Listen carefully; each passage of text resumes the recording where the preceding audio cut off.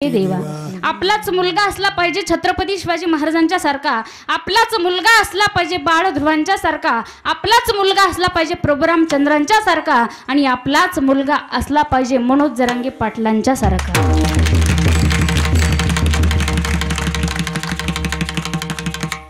महिला मंडळ अभिमान वाटतो त्या माणसाचा, कारण काय केलं या जगासाठी, या लोकांसाठी, मराठा समाजासाठी किती मोठं काम त्यांनी केलेलं आहे आपल्याला सगळ्यांना माहिती आहे। लढतात समाजासाठी, काम करतात समाजासाठी।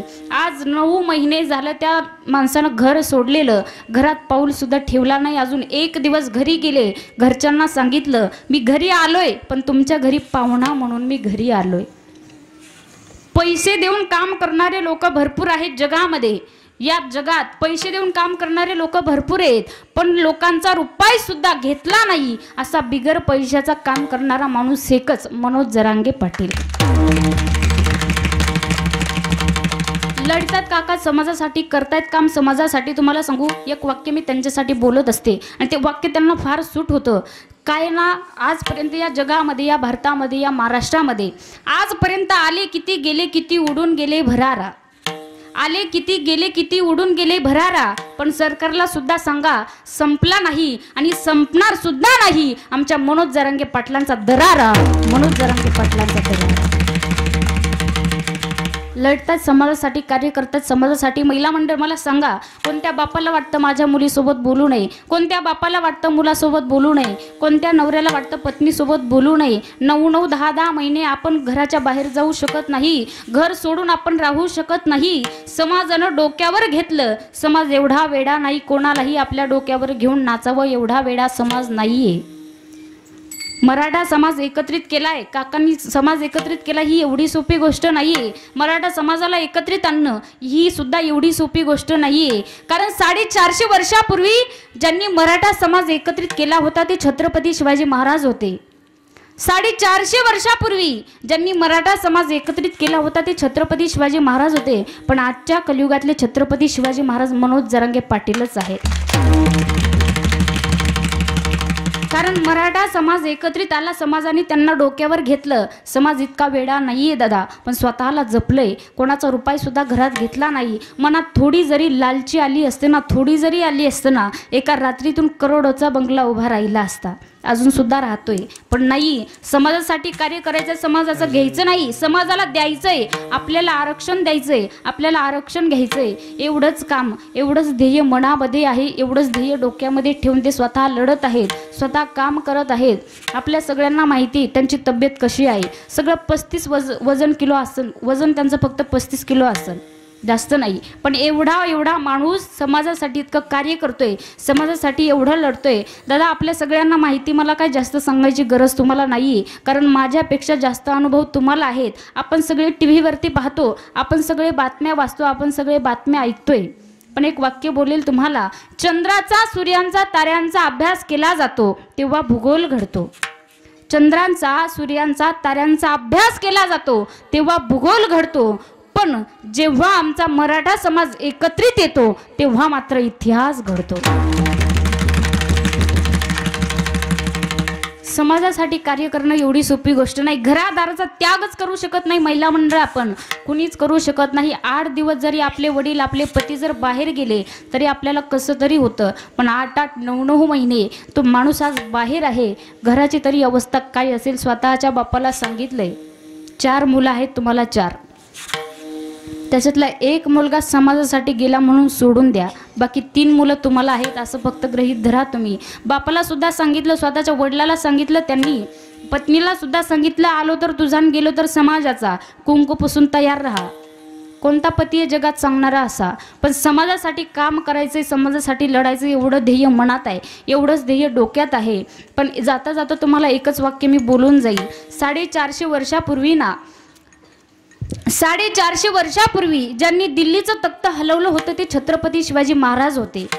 450 वर्षापूर्वी ज्यांनी दिल्लीचं तख्त हलवलं होतं ते छत्रपती शिवाजी महाराज होते, पण आजच्या कलियुगात दिल्ली हलवणारे मनोज जरांगे पाटीलच आहे। महिला मंडळ घरादाराचा त्याग करून माणूस समाजासाठी लढतोय, आणि तुम्हाला आता 101% गॅरंटी देऊन सांगते, मराठ्याला आरक्षण, पूर्ण आरक्षण भेटणार म्हणजे भेटणारच। याच्यात काहीही शंका राहिलेली नाही.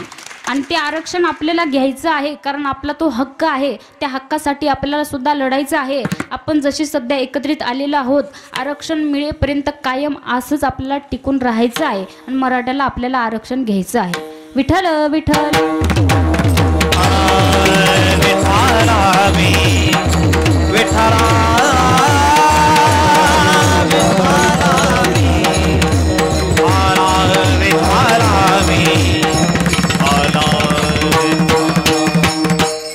चला, मी तुम्हाला सांगत होते, पहिला नंबर आहे सतीचा, सतीनं संस्कार करायचे.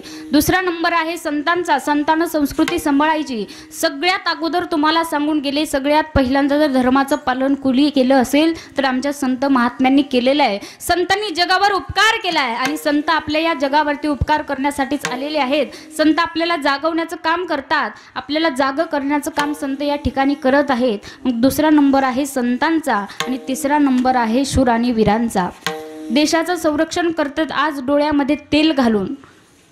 भारतातले तरुण आहेत, भारतातले जवान आहेत, डोळ्यामध्ये तेल घालून सीमेवरती लढतायत आपल्यासाठी. आज ते त्या ठिकाणी लढत आहेत, म्हणून आज आपण या ठिकाणी सुरक्षित आहोत. मग या 3 जणांनी धर्माचं पालन केलं.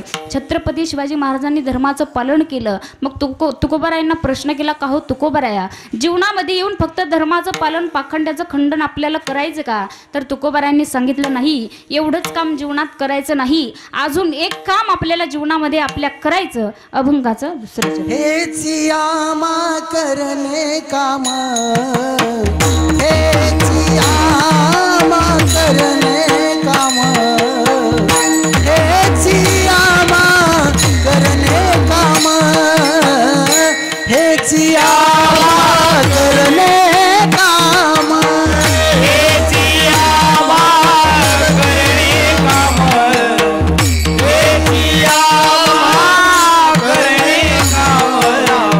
हेच यामा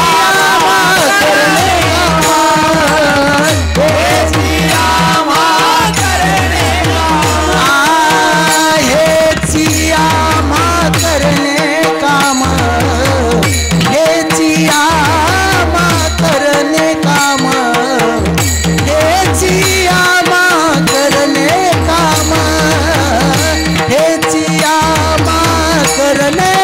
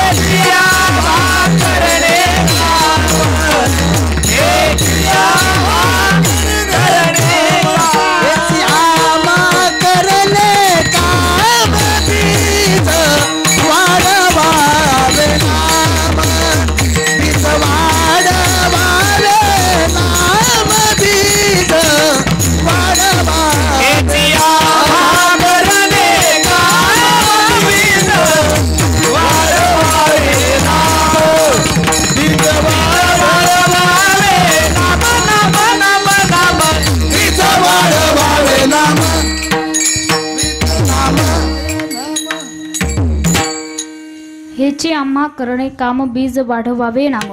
जीवनामध्ये आपल्याला एवढंच काम करायचं, भगवंताच्या नामाचं बीज वाढवायचं, धर्माचं पालन आणि पाखंडाचं खंडन जीवनामध्ये आपल्याला करायचं. तुकोबाराय सांगतात, तीक्ष्ण उत्तरे हाती घेऊन बाण फिरे.